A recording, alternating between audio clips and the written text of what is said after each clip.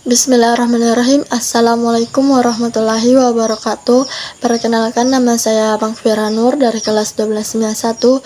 Pada tayangan video kali ini saya akan menjelaskan tentang KD3. Baiklah, mari kita simak videonya. Yang pertama, saya akan menjelaskan bidang-bidang akuntansi. Bidang-bidang akuntansi dalam buku dasar-dasar akuntansi jilid 1 atau JUSUP 2012 terdiri atas dua jenis, yaitu akuntansi publik dan akuntansi internal. 1. Akuntansi publik. Akuntansi publik terdiri atas dua macam, yaitu auditing dan akuntansi perpajakan. Auditing merupakan bidang akuntansi publik yang kegiatannya melakukan pemeriksaan untuk menilai kewajaran dari laporan keuangan yang disusun oleh manajemen perusahaan untuk investor, kreditur, dan pihak-pihak eksternal lainnya. Akuntansi perpajakan. Akuntansi perpajakan adalah bidang akuntansi publik yang kegiatannya membantu perencanaan pajak dan memastikan perusahaan mematuhi aturan perpajakan yang berlaku. 2. Akuntansi internal atau perusahaan atau manajemen. Akuntansi internal terdiri atas 4 macam, yaitu akuntansi biaya penganggaran, perancang sistem, akuntansi, dan audit intern. 1. Akuntansi biaya. Akuntansi biaya adalah akuntansi internal yang kegiatannya menganalisis beban-beban yang dikeluarkan dalam proses produksi. 2. Akuntansi anggaran. Akuntansi anggaran adalah akuntansi internal yang kegiatannya menetapkan sasaran dan penjualan dan laba serta membuat perencanaan untuk mencapai sasaran tersebut.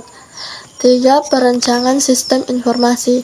Perancangan sistem informasi adalah akuntansi internal yang kegiatannya merancang sistem informasi akuntansi yang sesuai dengan yang dibutuhkan oleh pihak internal dan eksternal.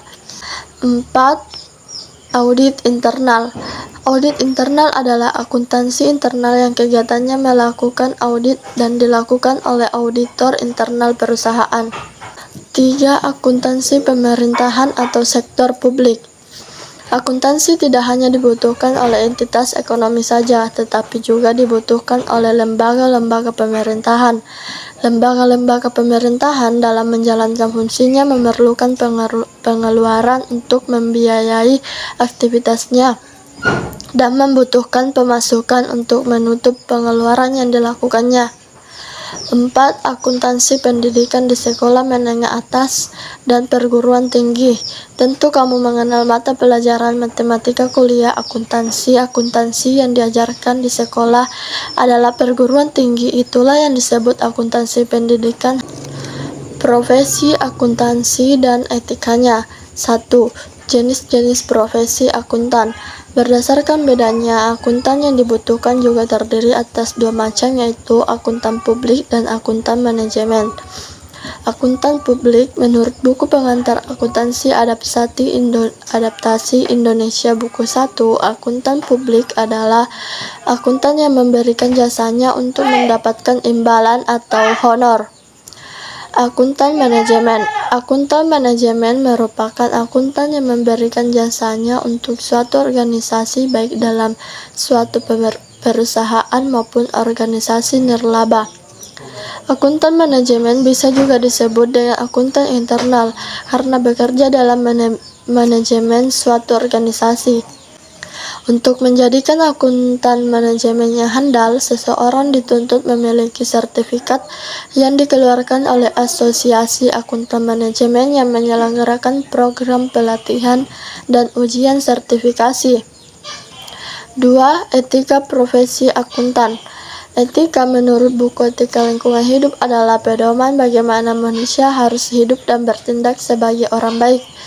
Pengertian etika di atas menjelaskan bahwa dalam bertindak seorang akuntan harus memperhatikan apa saja yang menjadi prinsip-prinsip yang dijadikan pedoman agar dapat membedakan makna yang salah dan mana yang benar.